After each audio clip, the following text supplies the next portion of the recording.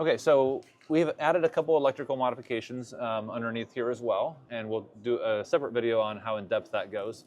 But just for simplicity's sake of talking about what's inside the cab here, we do have 3 additional USB ports, 2 USB-C, 1 USB-A, and we did actually install this with one that has an on-off button.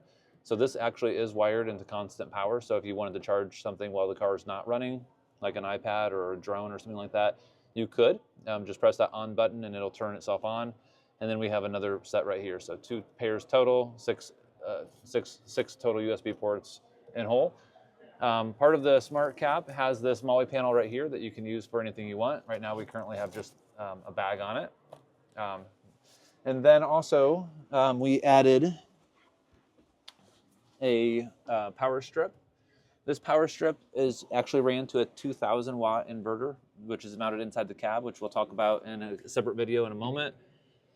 This is the factory 400 watt inverter. So that is ran directly through the Toyota system that runs off of all the Toyota OEM equipment.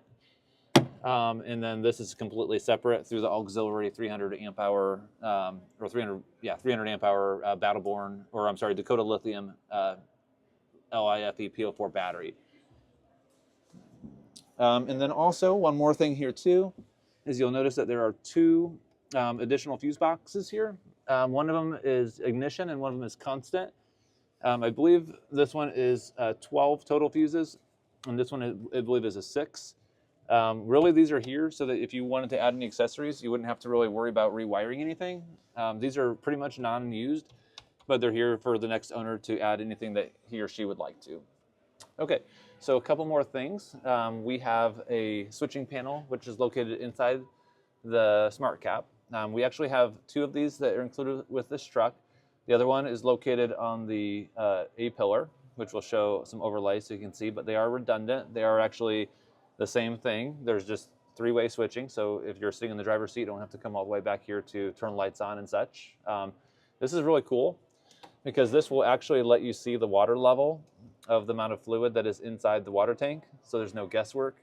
Of course, it does all your switching, air compressor, red. You can do your lights that are in here.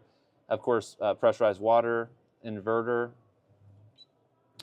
refrigerator. This particular truck doesn't have a 12-volt refrigerator in here.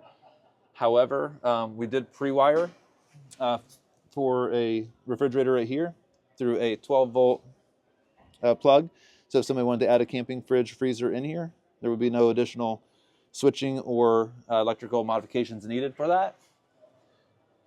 We'll do a separate video on this whole Red Arc system, but we did kind of thoughtfully place this control panel where it's at, so that if you're in the back of the vehicle, then you could control it right here. And if you're on the side of the vehicle, then you could do that as well. So all you do is loosen it up because it's just mounted with a ram bar.